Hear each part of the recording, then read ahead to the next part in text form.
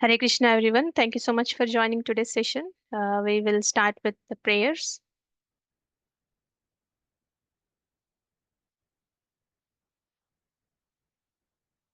ॐ अज्ञानतिमिरान्धस्य ज्ञानाञ्जनशलाकया चक्षुरुन्मिलितं येन तस्मै श्रीगुरवे नमः। श्रीचैतन्यमनोभीष्टं स्थापितं येन भूतले स्वयं रूपः कदा मह्यं ददाति स्वपदान्तिकं।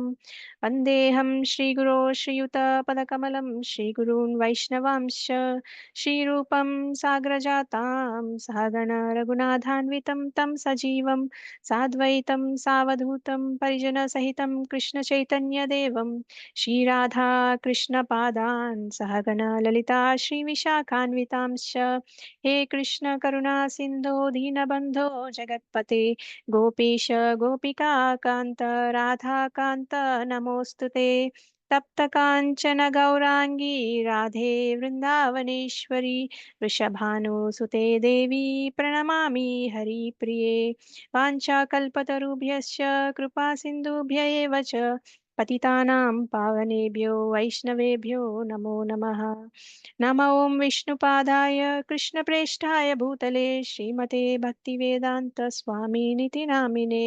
नमस्ते सारस्वते देवे गौरवाणी प्रचारिणे निर्विशेष शून्यवादी पाश्चात्यदेशतारिणे।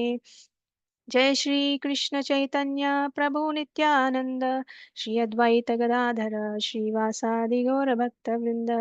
हरे कृष्ण कृष्ण कृष्ण हरे हरे हरे राम राम राम हरे हरे। मुखं करोति वाचालं पंगुं लंघयते गिरिं यत्कृपातमहं वन्दे श्रीगुरुं दीनतारणं परमानन्दमाधवं श्रीचैतन्य ईश्वरम्। श्री श्री राधा मदन मोहन की जय। श्री श्री गौर निताई की जय। श्री श्री श्री जगन्नाथ बलराम सुभद्रा मैया की जय। जगत गुरु पतित पावन श्रील प्रभुपाद की जय। अनंत कोटि वैष्णव वृंद की जय। श्रीमद् भगवद गीता की जय। Thank you everyone for joining today's session. So which chapter we are discussing today? Hope you remember. Seventh one. Seventh chapter. Yeah, we have completed 6 chapters successfully, and we are going to discuss about 7th chapter. Let me share my screen.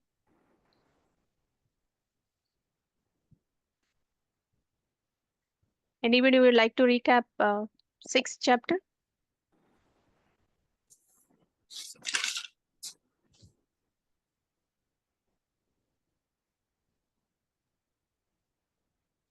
Maybe in 2 lines, or you can just talk about the acronym. Mataji, we discussed about how to control the mind, yoga types and Ashtanga yoga, and difficulties of Arjuna. He was reporting his difficulties in controlling mind to the Sri Krishna, and you told about yoga ladders and how to control mind positively, the positive way of controlling mind and negative way of controlling mind.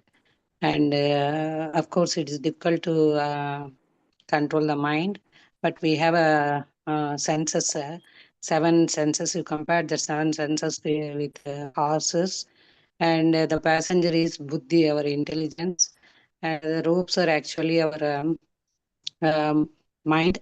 So if you control our mind, we through our intelligence, the soul will get realized, and so that we'll detach from this materialistic things, and we'll get liberation. Haribol. Control of mind and yoga, Haribol. Ashtanga yoga, and the elements of yoga. Everything you just explained very passionately. Yeah. Thank you. Very nice, Mataji. Nice recap. So Krishna explained how our mind can be our best friend and worst enemy. So let me pull the slide. So we discussed about a controlled mind is our friend, as Mataji mentioned, and uncontrolled mind is our enemy. So the first qualification for any yogi, be it karma yogi, gnana yogi, dhyana yogi, or ashtanga yogi, qualification of being an yogi is to control the mind. So then Krishna explained about ashtanga yoga process. This is an ancient system for controlling body, mind, and breath. So there are 3 things they will be controlling: body, mind, and breath. So why do they do that? They do it to fix the consciousness on Paramatma within. So within everyone, we have Paramatma inside, right? So they wanted to focus and meditate on Paramatma within. So they control the body, mind, and breath. However, Krishna also made it clear that in Kali Yuga, this practice is very, very difficult due to our disturbed minds, and also there is a lot of distractions in our environments, right? So it's very, very difficult. That's why Krishna gradually leads us to Bhakti Yoga. So then Krishna talked about what happens to a successful yogi and a failure yogi. Krishna says there is no loss. Even if the yogi is successful by doing Ashtanga yoga, there is no loss. Even Bhakti yoga, there is no loss. And if they are failure also, there is no loss. Krishna says even if a yogi falls down during the process, he continues from where he left off in his next life. So, for example, he has done until 30 percentage of that process, and he will continue from the 31 percentage in the next life. That means any endeavor that you do as part of spiritual process is not lost. But the same is not true for material endeavors. So whatever work we do on material platform, for example, somebody is a scientist, and that person has done an experiment for 20 years, and he's completed 90 percentage of it, and only 10 percentage is remaining, and he will not be continuing that 10% in his next life, because he left the body, and he'll not be able to do anything with that experiment, even if he has done it for 20 years. So he will not be able to continue for material things. But it is not true for spiritual effort. Spiritual effort is never wasted. So be it a karma yogi or gnana yogi or bhakti yogi, whatever you have done in this life on a spiritual platform, that will be revived or resumed in the next life. And at the end of sixth chapter, Krishna also concludes saying that among all yogis, the bhakti yogi is the topmost. So he said in 6.47, Yoginam api sarvesham madgatenantaratmana shraddhavan bhajate yo mam same yuktatamo matah. So Krishna says of all yogis, Gnana yogi, Bhakti yogi, Dhyana yogi, Ashtanga yogi, the best yogi is, the highest yogi is Bhakti yogi. So that's what Krishna mentioned. That's the end of the chapter, and which is also a connection to the devotional service, devotional Hello, brother. Bhakti yogi. Namaste, brother. So whoever is not has to attend any calls, please go on mute. So Krishna glorifies devotional service as the topmost yoga of all yogas. So remember, yoga is connecting with the God. We discussed several times, right? This statement about bhakti yoga or devotional service is the connection between sixth and seventh chapters, and for that matter, connection between karma yoga and bhakti yoga. So we discussed about the division of chapters into karma, bhakti, and jnana yoga. How many chapters are there in Bhagavad Gita?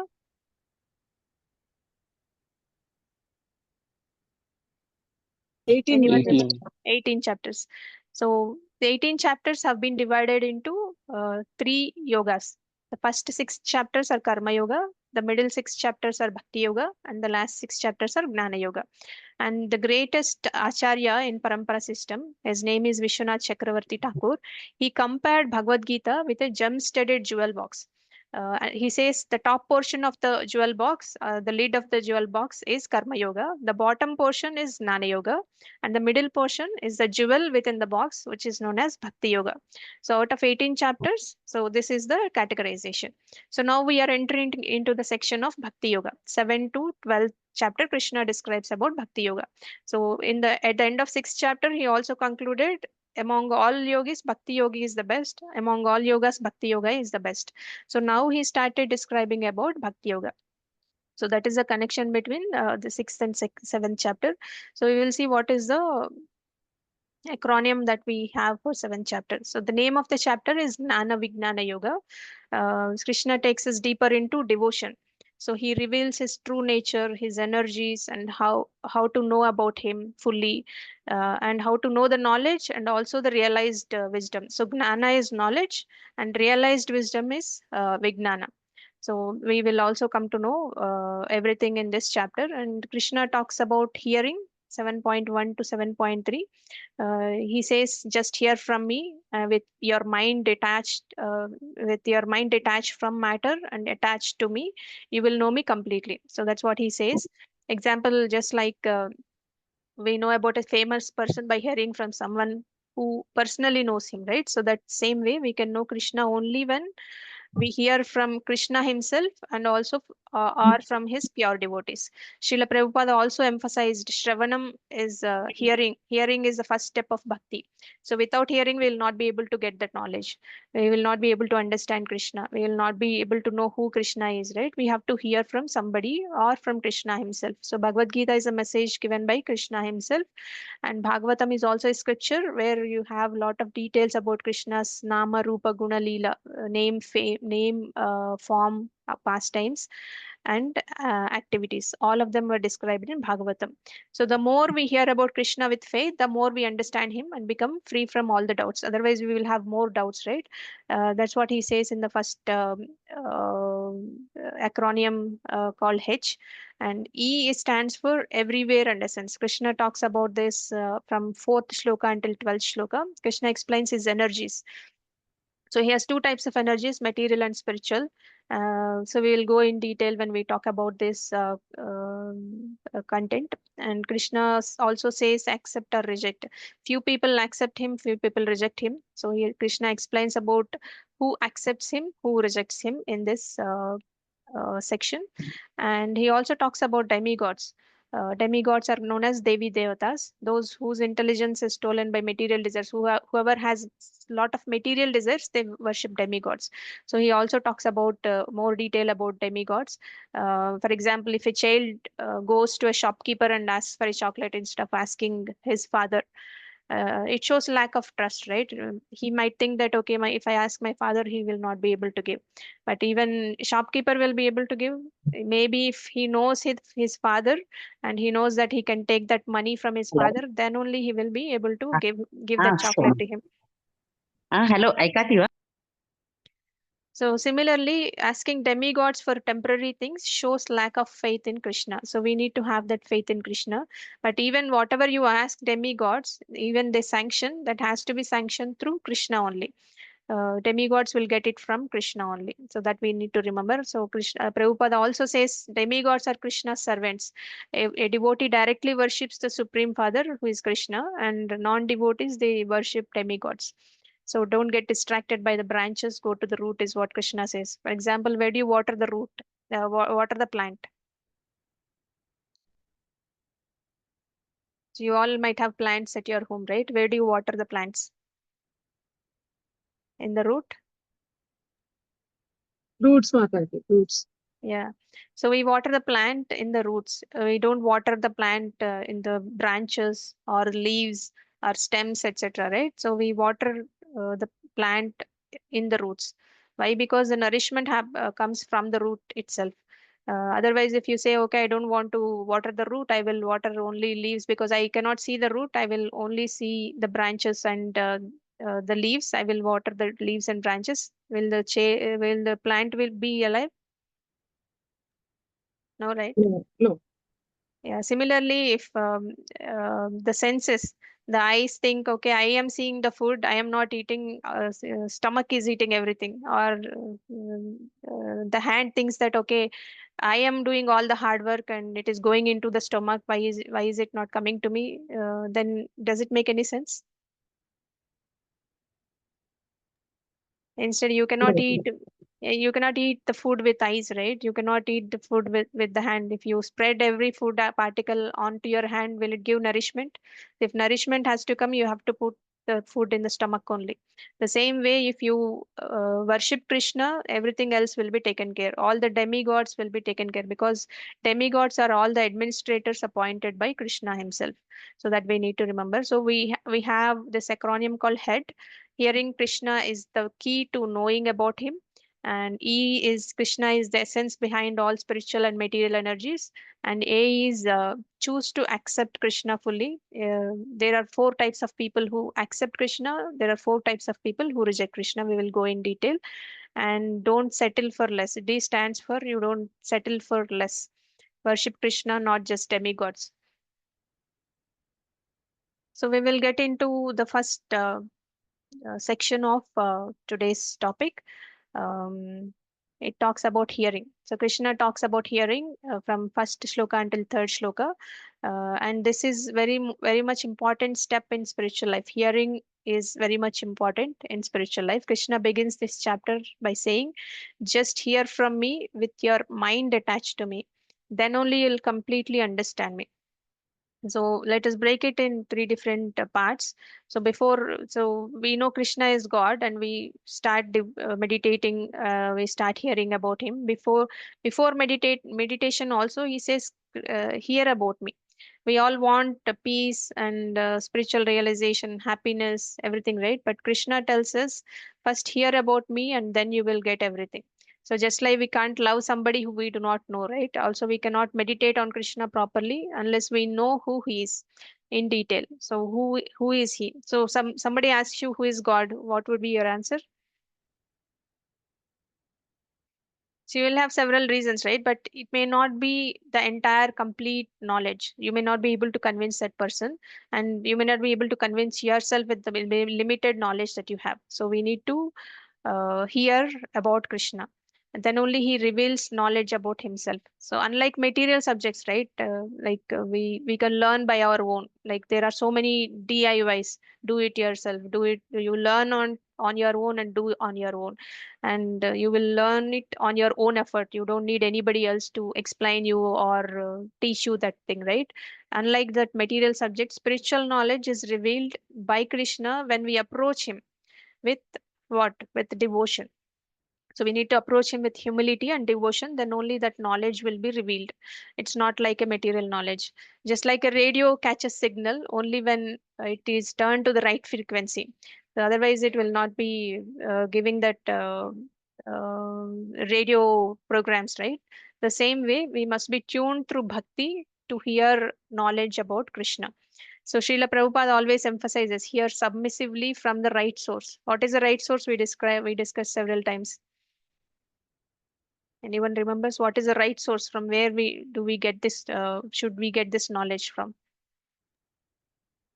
Scriptures and Scriptures And and bona Gurus. fide spiritual master. Hindu Parampara. absolutely. So we need to hear from the disciplic succession who are coming from the parampara system. Then only we will be able to understand Krishna to the complete extent and to full extent, and the real knowledge will come to us. And he also says rarity of this knowledge. Krishna says, out of many thousands of people, only a few truly understand Krishna. So it's not because Krishna is hiding, it's because people are busy chasing temporary things, temporary happiness. So, but we are all fortunate by hearing the Gita and associating with devotees. We are among the rare souls who are coming closer to real knowledge. So, how many people are there in this world? How many are hearing Bhagavad Gita? How many are taking it to Bhagavad Gita, Bhagavatam? How many are taking it to devotional service? So let us all be proud about that. Krishna himself is saying this knowledge is very rare. People hear about him very rarely. So hearing is the beginning of Bhakti Yoga. Krishna personally instructs us. He says not theoretical but direct knowledge coming from Guru Parampara. You should hear from Guru, and you can also understand from Bhagavad Gita. So this knowledge is very rare and also precious. So let's continue hearing regularly with faith, and Krishna will really reveal himself. Without faith, Krishna will not reveal. Somebody is approaching Bhagavad Gita in a challenging spirit. Okay, let me see. I don't believe in Krishna, but let me see what is there in Bhagavad Gita. So they will not be able to understand fully. So you need to have faith and devotion to understand Bhagavad Gita as it is. So here from the Lord. So this is the first shloka. Krishna says, Maya Shaktamanah Partha Yogam Yunjan Madashrayah Ashamshayam Samagram Mam Yata Gnasyashi Tachrunu. Someone wants to read the translation?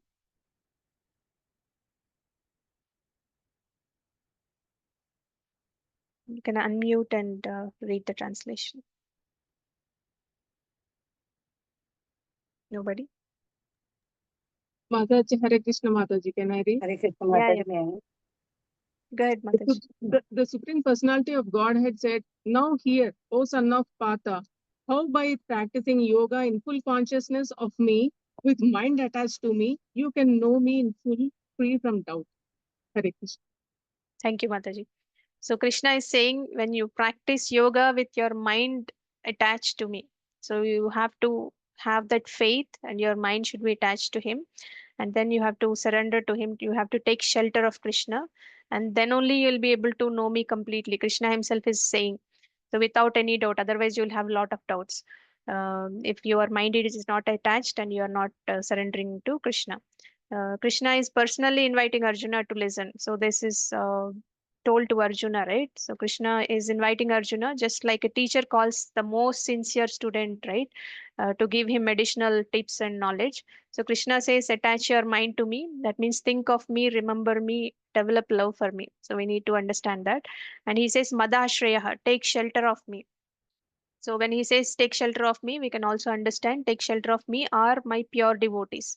So Srila Prabhupada explains that we can understand Krishna only through a bona fide Guru Parampara, like we discussed already. For example, you want to learn a musical instrument, you can't just figure it out fully by yourself, right? You need a teacher, you need guidance, and you need focused practice, etc. Similarly, to know Krishna, we need hearing, surrenderance, and devotional service. So just by reading books casually, we won't know understand Krishna. If we hear submissively from a pure devotee and practice devotion, then we will understand Krishna completely, and there will not be any doubts. Otherwise, there will be a lot of confusion. There is a lot of doubts. So hearing is the first and foremost step in Bhakti Yoga. So attach your mind to Krishna and take shelter of Krishna. Only then Krishna will reveal himself completely, and with that complete knowledge, you will be free from all the doubts. So Srila Prabhupada also says, if you simply hear with faith, everything will be revealed by Krishna himself from within your heart. We have, for every one of us, we have Paramatma within, right? So he will reveal himself from within the heart. So let's open our ears and hearts, and let's hear sincerely from Krishna and his devotees. So hearing, there's a process, three processes of hearing. And so even Prahlad Maharaj also said, you all know about Prahlad Maharaj, right? 5 years old boy, and Narsimadev came to protect him. And Prahlad Maharaj himself says there are 9 limbs of bhakti: Shravanam, Kirtanam, Vishnu, Smaranam, Padasevanam, Archanam, Vandanam, Dasyam, Sakyam, Atmanivedanam. So he says there are 9 limbs of bhakti. Out of all 9, Shravanam is the foremost thing. So we need to hear from the bona fide Parampara or Krishna himself to understand him completely and to start the devotional service.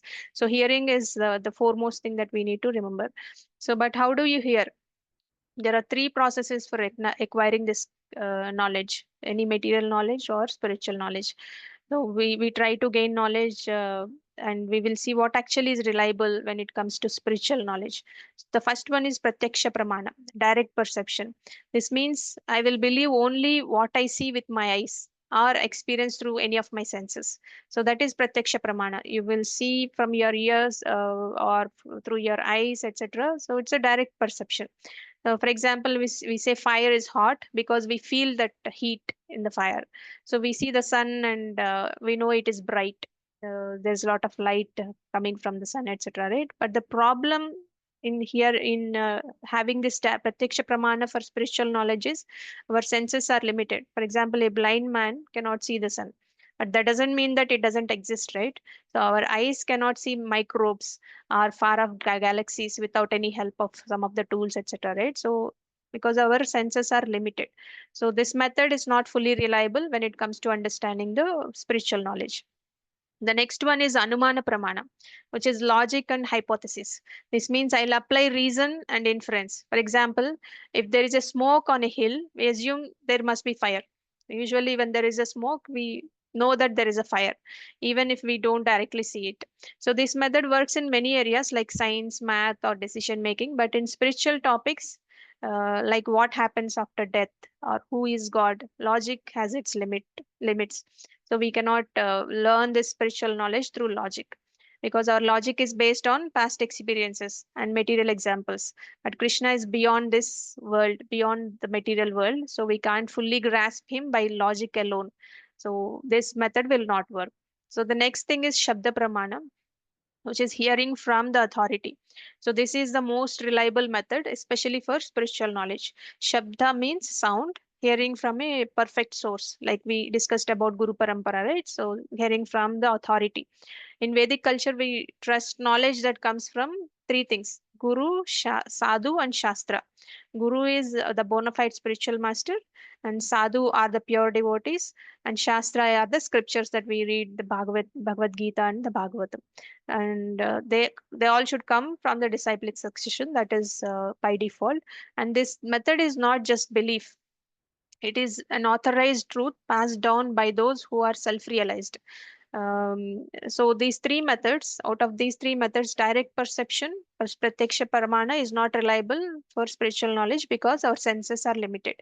We cannot see far off things. We cannot see the smallest things like microbes. The senses are limited, so this will not work for spiritual knowledge. And logic and inference, Anuman Pramana, our mind is imperfect, so it is also not a way to learn the spiritual knowledge. Hearing from authorities, that is Shabda Pramana, which is the reliable source for spiritual knowledge because it is coming from Krishna himself through the Guru Parampara system, the disciplic succession that we discussed in previous sessions, right? So from Krishna to Brahma, Brahma to Narada, Narada to Vyasa, etc., until Srila Prabhupada, and we are getting that knowledge directly from the Parampara system, starting from Krishna. So let's not depend up only on what we see or guess. Let's hear from Krishna through Bhagavad Gita, Srimad Bhagavatam, and Srila Prabhupada's books. That's how we gain real knowledge, real spiritual knowledge. Then only we'll get the clarity, and the knowledge will be complete also, and we will also not have doubts. Otherwise, it's always confused, and we'll be stuck in something. There will be nobody to explain if you don't go in the system of parampara, and you will always be misled if you take different interpretations of Bhagavad Gita and other scriptures also. And Prabhupada always gives this example: how can a child know who his father is?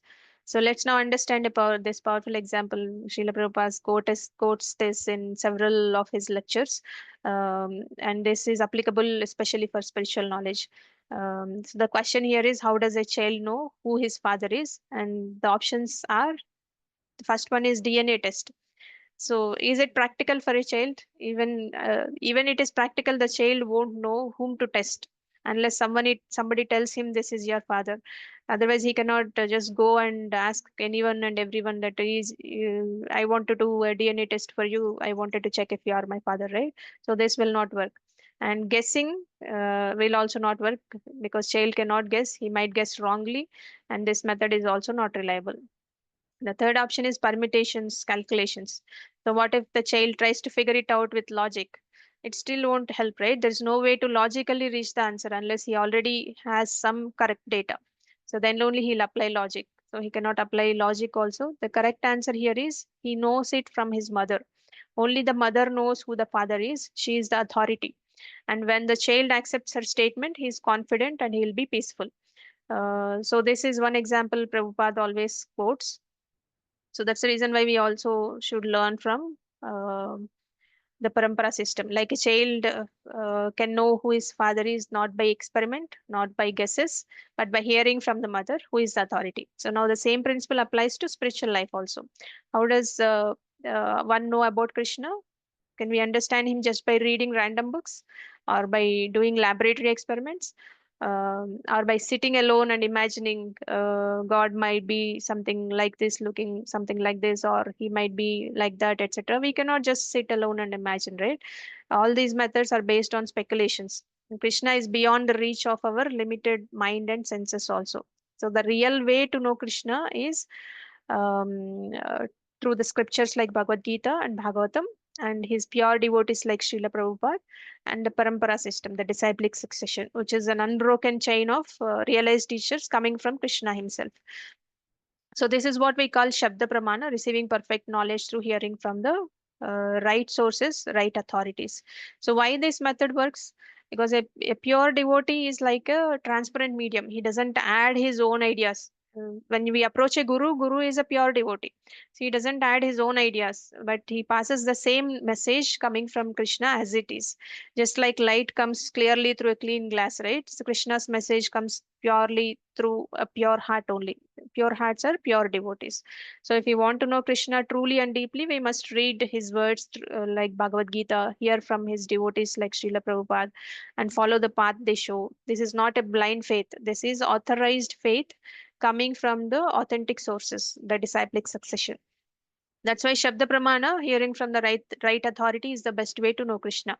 That's the reason we can never know who God is by guessing, like atheists do, or like philosophers. They use a lot of logic. That's the reason why we don't go that way also, and we also don't do experiments like scientists do. Because there is some scientist who has discovered the black hole, and they still kept on doing experiments, and they did not uh, understand everything in full even now. So we know only by accepting the authority of the scriptures. So as I mentioned, sadhu, shastra, and guru. So these are the three mediums that we can learn things, the right knowledge about Krishna. So we can know only Krishna when we accept the authority of Bhagavad Gita spoken by Krishna himself. Just like child trusts the mother, we must trust the spiritual mother, which is Shastra. And the next section Krishna talks about is everywhere and essence. And from 4th shloka until 12th shloka, Krishna says he is present in everything, and he is also the essence of all the existence. So let's try to understand this.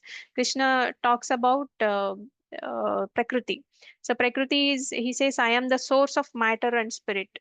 uh, Matter is Prakriti, which is material world, and spirit is his internal energy.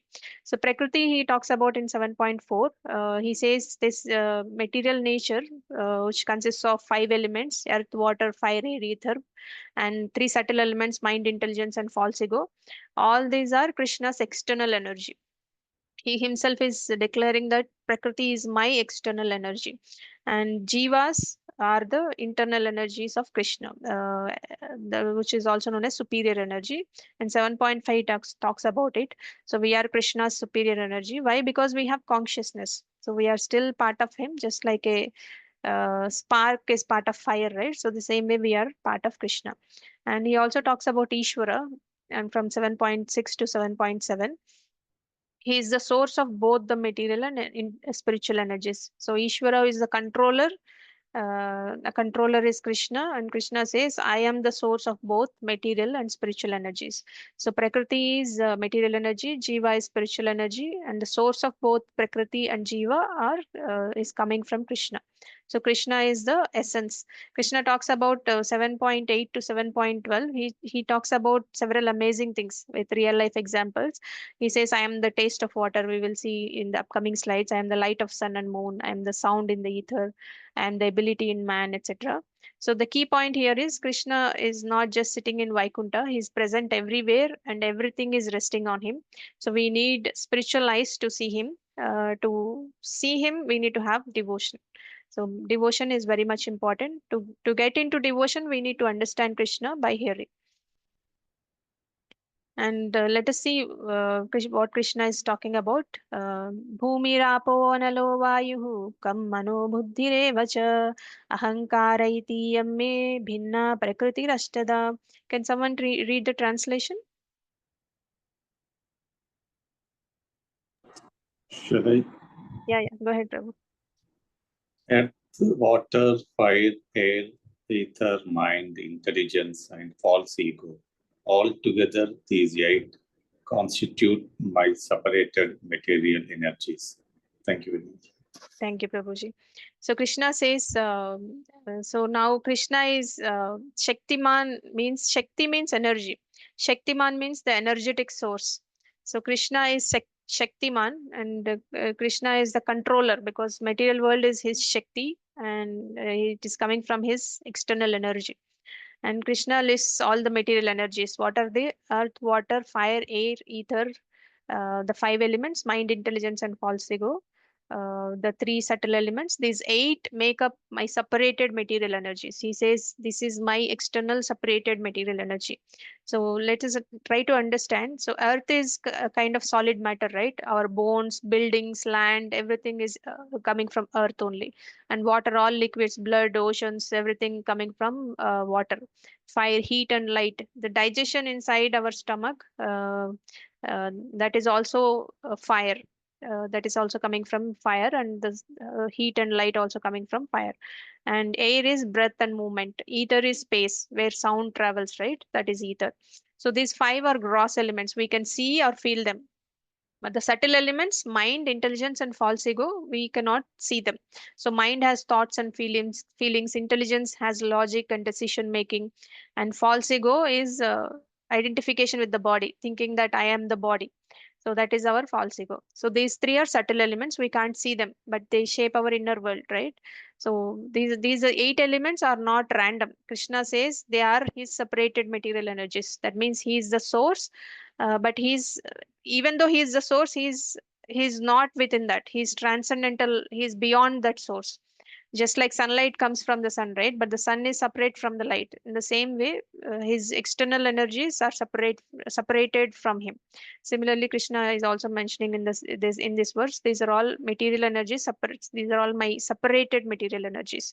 So if you look at the diagram, the soul is at the center, and that's the jiva, and it is covered by intelligence, mind, and false ego, the subtle body, and then the gross body made of earth, water, fire, air, and ether. This whole material setup is Krishna's design, and he is the Shaktiman behind this Shakti. And even though we are stuck in this material body, we are not these elements. We need to understand that clearly. So we are not this body, we are soul. We are part and parcel of Krishna. And the more we hear about Krishna, we will be able to connect back to him. That's how we understand how are we connected with Krishna, right? So Krishna is the controller of all energies. So we are covered by his material energy, but we can go beyond it. How do we go beyond it? Through devotional service. So let us understand uh, this verse. We realize Krishna is not just a part of creation. He is the source of all the creations, even material, spiritual, both. They are coming from Krishna. He is the source of all creations. Let us always see Krishna as the Shaktiman and surrender unto him with devotion. So let us see Krishna is talking about Jiva in the next slide.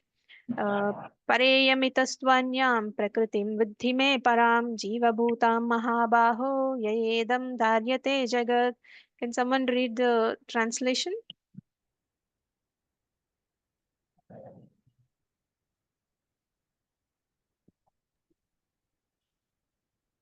Hare Krishna Maharaj.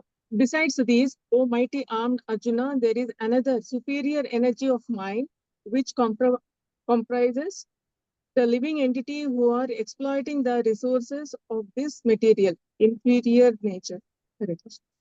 Thank you, Mataji. So Prakriti is his external energy, which is also known as inferior energy.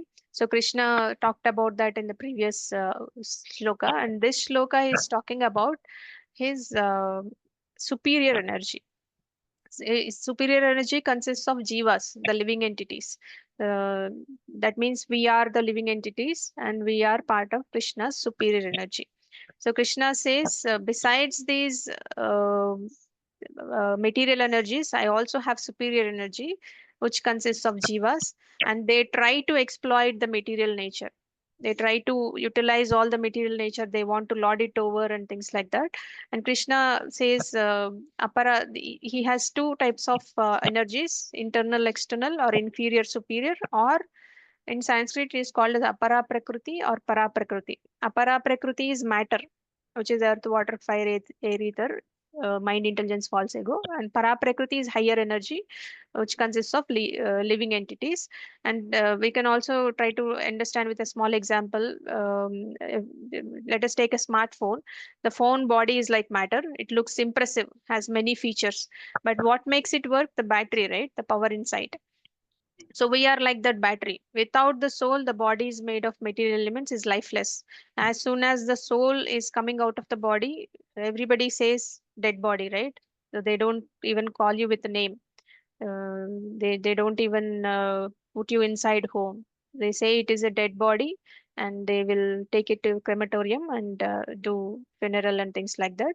So what is making that body, that matter, valuable is coming from the soul within. So as soon as the soul is coming out, we need to understand it becomes lifeless. So Jiva is the spirit soul, which is who is part and parcel of Krishna, and it is part of Krishna's superior energy. That is why we are conscious, we are active, and we can also desire. So with these desires, we interact with the material energy, matter, to create, work, exploit, and enjoy this material world, right? So understand the difference between both superior and material energies. If you look at the picture, this soul is shown as shining and luminous. It passes through gross and subtle bodies, but it is spiritual by nature. Krishna is the source of this spiritual energy also. So we often identify with this body, right? But Krishna tells us we are not these temporary bodies, we are spirit souls. We are eternally connected to Krishna, but we wanted to lord it over, enjoy uh, uh, outside spiritual world. That's why we are here. So don't just think of yourself as this body or mind. We are Krishna's energy. We are called jivas. And only when the jiva reconnects with Krishna through bhakti, the true happiness is found. Otherwise, we try to be happy with doing several things, aspiring several things, doing a lot of hard work, endeavor, but still the happiness that we get is temporary. For example, if a student wants to get high scores in exam, he gets it, he will be happy for some time, but again he will have another desire. I wanted to get a good job. Then he will get a good job with lot of endeavor, but he it makes him only happy for temporary period of time. And then he thinks of getting married, he thinks of having a new home, he thinks of having kids, and it continues, right? But he's never permanently happy. He will be happy only for a certain period of time. And why is it? Because we are not this body. We wanted to satisfy the bodily needs, and we are happy only for the temporary period of time. And when we know what real happiness is, we need to identify ourselves as souls. We are spirit souls, jivas, and we are happy only when we do bhakti, when we do devotional service. That's what we need to understand. And Krishna says he is the essence of everything. So like we discussed, we often hear that God is everywhere, right? From our parents, grandparents, they always say God is everywhere. But in Bhagavad Gita, Lord Krishna personally explains how we can perceive him in our daily lives. Let's look at this examples. Taste of water, Krishna says rasoham apsu kaunteya, I am the taste of water. Next time you feel refreshed after drinking a glass of water, remember that pure quenching taste is coming from Krishna. He is that satisfying experience. And he also says, I am the light of the sun. Prabhashmi Shashi Suryayo. I am the light of the sun and the moon. Shashi means moon, Surya is sun. Every morning when the sun rises and gives light to all, it's Krishna's energy. So the energy behind the sun is Krishna. And sound in the ether. I am the sound in the sky is what Krishna says. Sound travels through the ether, whether it is the voice of a loved one or sound of kirtan, that sound, that meaningful sound, the energy behind is Krishna. And he also says intelligence in the intelligent. So buddhir buddhimatam asmi. He says any brilliance, whether it is a scientist discovering something or a devotee preaching wonderfully, it is Krishna's gift. And he says ability in the man, tejas tejas vinamaham. He says I am the ability in man. Whatever talents or strengths we have, physical, mental, or emotional, it is all coming from Krishna. We should not be become proud of what we have, but we should always be grateful, because all is coming from Krishna. So this shows us a very practical way to always remember Krishna, right? It's not just during temple visits or when you're doing japa or something, but Krishna says in Bhagavad Gita, remember me always. And he's giving us reminders in daily life, because all these things that we talked about, we see day in and day out. We taste water, we see sun and moon every day, and we see a lot of skills, strengths that we have and others have. So we have to remember Krishna. All of them are coming from Krishna. And naturally we'll become grateful, humble, and we'll also be doing our devotional service. So next time you drink water, feel the sunlight, hear a sound, use your intelligence, or do something skillfully, remember Krishna is the essence of everything. So let us all pray that we can always remember him in every moment of our life and stay connected with him. So that is the essence that his Krishna is talking about. And he is also saying, this is a very interesting shloka that Krishna talks about. Matta parataram nanyat kinchid asti dhananjaya mai sarvamidam protam sutre manigana iva. Anyone wants to read the translation?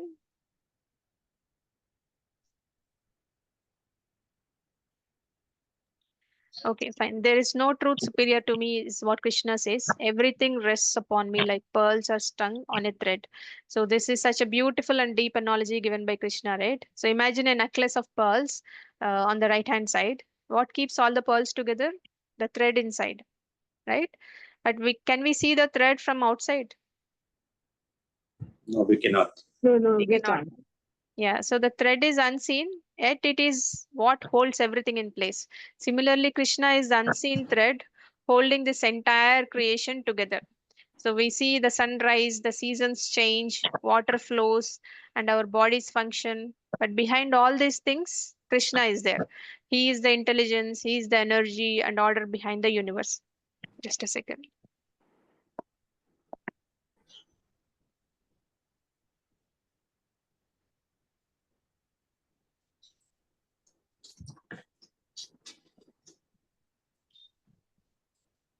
Sorry about that.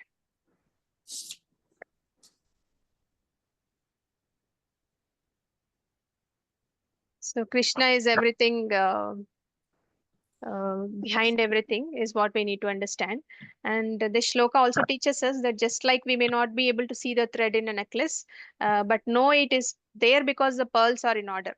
So we can understand Krishna's presence through his creation. He says, from me only this material energy is coming, from me only this superior energy is coming, right? So a flower, a fruit, the rain, or even our own heartbeat, all are signs that there is a supreme controller behind everything. The supreme controller is Krishna. That's why devotees are never atheistic. People say there is no God, creation happens automatically. So it is not like that. So how can these big universes are floating in the sky? It is not automatic, right? Everybody who has little common sense, they can understand it fully. So this understanding helps us increase our faith and inspires us to remember and serve Krishna with gratitude. So next time we see the wonders of nature or experience life systems working so perfectly, so we need to remember it's Krishna behind everything. So he's the thread, he's the unseen truth that holds everything together. And Krishna, will move into the next section. Krishna says, in this section, Krishna talks about who will accept him, who will reject him. Different people, few people either accept him or reject him based on their level of understanding and also the purity of heart. So first, four kinds of people who never surrender to Krishna. Krishna talks about it in 7.15. Krishna calls them Dushkrutina, the miscreants. They reject Krishna due to their their conditioning mentality. So those four people are foolish people, Naradhama, and Moodha, and Maya Paharta Gnana, Asuram Bhavamashitaha. So he says four kinds of people who never surrenders to him. Those are the first kind of people are foolish people, and they kind of why they are foolish, they are busy working like donkeys. They only work and they endeavor for material sense gratification. There is no time for spiritual life. So those kind of people are called foolish people, and in Sanskrit they are called as Muda. And the lowest of mankind is the second category of people, Naradhama, which means they know about Krishna, but they ignore Krishna. They know that God is existing, but they don't approach God. So those are lowest of mankind, Naradhama. And those the third kind of people are they are always in illusion. Though they have knowledge, they are very educated, but they are always misled by false philosophies. They wanted to apply false logics, and they will be in illusion. They will be in Maya Pahrita Gnana. So their knowledge is stolen by illusion. And the fourth kind of people is atheistic demons, Asuram Bhavam Ashritaha. So they are envious of Krishna. So they feel like, okay, Krishna is Krishna only God, I can become a god, like Hiranyakashipu. He want to be a god, and he has tortured Prahlad Maharaj, and he also asked everybody to take his name instead of Lord Vishnu's name. So these people reject Krishna, and they don't surrender unto him due to their pride, false ego, and illusion. So now four kinds of people who will surrender to Krishna.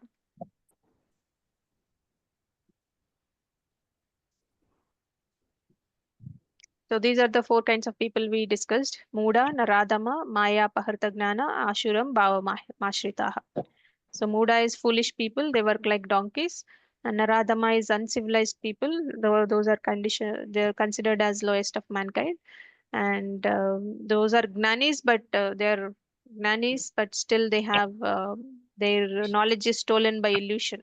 So those are Maya Pahritagnana and Ashuram Bhava Maharshrita, demoniac natured people like Hiranyakashipu. And Krishna is talking about four kinds of people who surrender to Krishna. Ardha, Ardhardi, Jignasu, Gnani. So Ardha means those who suffer and seek shelter. So they're distressed. They have a lot of problems in their life. So they approach Krishna. And Jignasu is they are very curious about spiritual truths and they wanted to know, etc. Those are inquisitive people. And those are Ardhardi. Ardhardi means wealth seekers. They wanted more money, more material gains. They want more blessings and all. Those people also go to Krishna. They surrender to Krishna. And the last category is Gnanis. They understand Krishna is everything and wants to serve Krishna with love. So those are Gnanis. So that's why Krishna says, out of all these, Gnani is the best because he comes not out of need, but out of love and realization. He comes to Krishna. So Krishna says, Bahunam Janmanam Ante Gnanavan Mam Prapadyate Vasudeva Sarvamiti Samahatma Sudurlabha. So Krishna says, after many, many births and deaths, he who is actually in knowledge surrenders unto me, knowing me to be the cause of all causes and all that is. Such a great soul is very rare. So Krishna is talking about rarity of Gnanis. So there are so many people and they take many, many births and then they realize they get that knowledge and they know about Krishna and they surrender unto Krishna. What do they know? They know that Krishna is the cause of all causes and there's nothing else all that is. So such a great soul is very rare is what Krishna says. And in the last section, Krishna talks about demigods.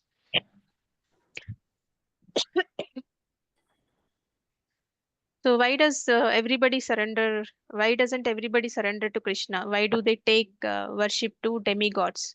So that is what is described in this shloka.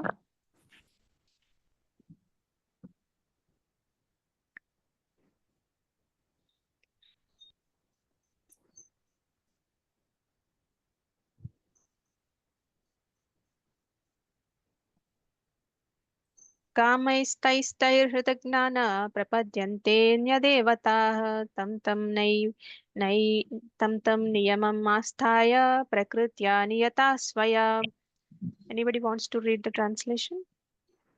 Those whose intelligence has been stolen by material desires surrender unto demigods and follow the particular rules and regulations of worship according to their own natures. Hare Krishna. Thank you, Mataji. Hare Krishna. So why do people worship demigods? Because of strong material desires. They want quick results, money, health, job, children, etc. Right? So there are demigods for particular activity. So if you want more knowledge, you go to Saraswati Mata, and you want more money, you want more health. There is appointed demigods for each and every category, right? So instead of worshipping Krishna, they turn to demigods like Durga, Shiva, Ganesh, Indra, etc., who are authorized to give material boons. But Krishna says this is due to Hritagnana. Their spiritual intelligence is stolen. So they don't realize that demigods are not independent. They act under Krishna's direction. That knowledge they don't have. So what happens to such worship? So Krishna explains further. Yes, desires will be fulfilled definitely based upon your karma account. You have a good karma account, you go to certain demigod, he will sanction, but he will sanction. Ultimate sanction will be coming from Krishna only, not ultimate sanction will come from Krishna, not from the demigod alone, because they are not independent. They are dependent on Krishna. So, but the result is temporary.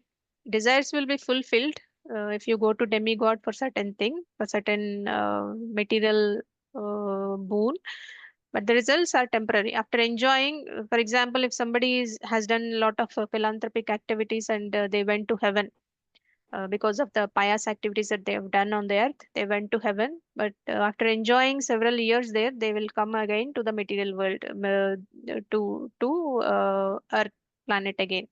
So the results that they provide is temporary, and they go to that particular. For example, if you worship moon, you will go to moon planet. If you worship sun, you will go to sun planet. But people think that there is no human existence there, but every planet, because Krishna has created those many planets not to make them empty, right? So, but it's not that we do not know, we are not able to reach. There's nothing inside. Scientists are doing a lot of experiments, but they are not able to identify the living there.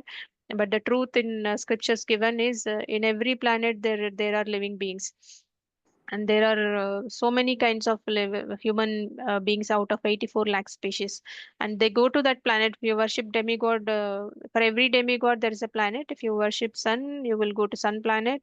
And if you worship moon, you will go to moon planet, and you will be given a body which is um, uh, based upon the material elements there in that planet, and they go to that planet of the demigod they worship.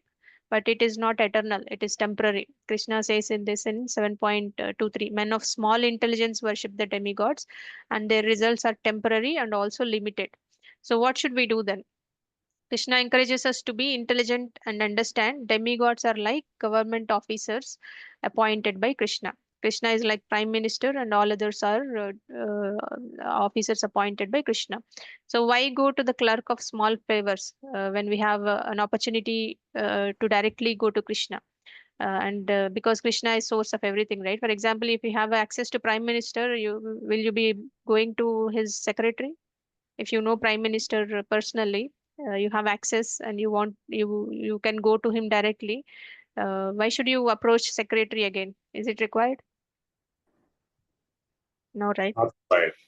Yeah. So Srila Prabhupada also says a devotee of Krishna does not envy any demigods. It doesn't mean that we should not respect them. We should respect them because their proper. We should understand their proper position. They are not independent. They are dependent on Krishna. Whatever we go and ask demigods, that will be sanctioned by Krishna, coming from Krishna only through demigods. That understanding we should have, and we should respect demigods, but we only worship Krishna, the Supreme Lord. In summary, right, we go to demigods due to our material desires, and we get temporary results, temporary boons, and very less intelligent people who are spiritually, whose knowledge is spiritually stolen knowledge they have, they will go to demigods. But Krishna Bhakti gives us eternal benefit, it brings us to liberation and pure love. This is the highest path. Demigod worship, somebody is not able to do anything, at least they are asked to do demigod worship. If they are at that level, at least they should understand who is the master of everything, source of everything, cause of all causes. So that we need to understand.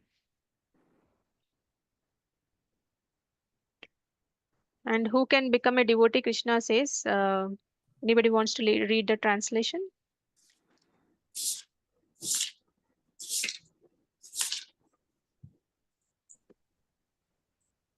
Lata May Mataji? I, Mataji? Yeah. Persons who have acted piously in previous lives and in this life, and whose sinful actions are completely eradicated, are freed from the dualities of delusion, and they engage themselves in my service with determination. Hare Krishna. Thank you, Mataji. So Krishna says, Esham tvantagatam papam jananam punyakarmanam te dvandva moha nirmukta bhajante mam drudavrataha. Krishna says persons who have acted piously in previous lives. So it's not easy to come to Krishna. So if we are studying Bhagavad Gita now, it means that we have done a lot of pious activities in our previous lives, and our sinful actions are completely eradicated. That is the reason why we are able to worship Krishna. So that Krishna himself is saying they only engage themselves in my service with determination. So what does this mean? Krishna is saying devotional service is not an accident. Only those have done pious activities over many past lives, and who also have given up sinful activities, and they are also free from illusion. That means they have that knowledge, and they don't have confusion, and they're also strong, determined to serve Krishna. Only then they seriously engage in bhakti. So by chanting, by reading Bhagavad Gita and serving devotees, we gradually become freed from sin and get fixed determination, Dridhavrataha. This is a gradual process, and this is also a process of purification.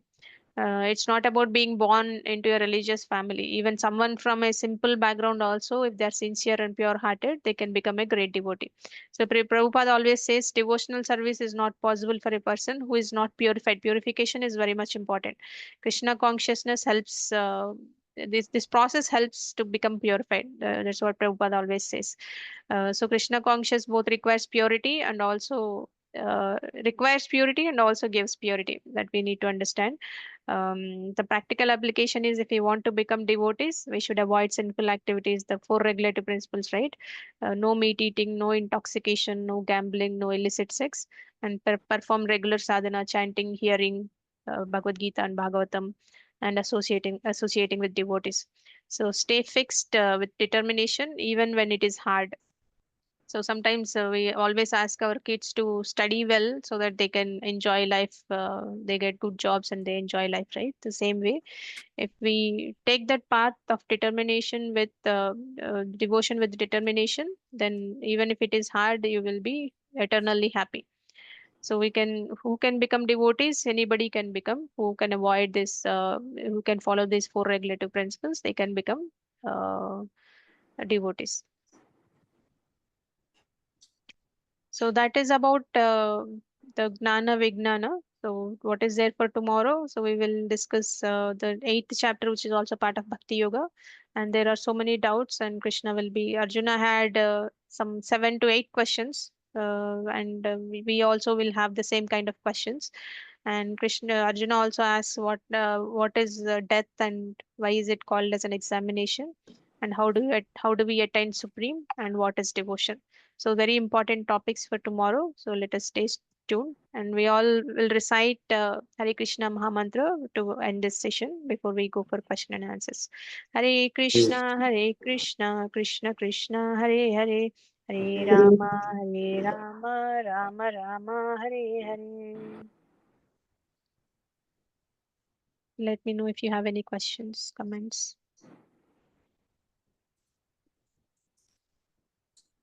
Hare Krishna Mataji, I have a question. Yeah, go ahead, Mataji. The people who are doing stock trading and in a stock exchange, does that come under gambling? Yes, Mataji. Thank you. Any other questions? So I think there is some difference, Mataji. Any gambling of all descriptions, even speculative business and enterprise, is considered to be degrading. Every morning you go and you do that kind of activities, right? Your stock trading is. Um, I think there is some difference. Maybe we can connect offline. It needs a lot of things to be discussed. So, any other questions? So, are you clear with this today's topic, or Clear, Mataji. Clear. clear? Okay. Very well explained. Okay. So see you tomorrow. Thank you so much. Vancha kalpatarubhyasya kripa sindhubhya vacha patitanam pavanebhyo vaishnavebhyo namo namaha ananta koti vaishnavrinda ki jai. Srila Prabhupada ki jai. Srimad Bhagavad Gita ki jai. Hare Krishna Mataji. Hare Krishna. Mataji. Thank you. Thank you, Mataji. Hare Krishna. Hare Krishna.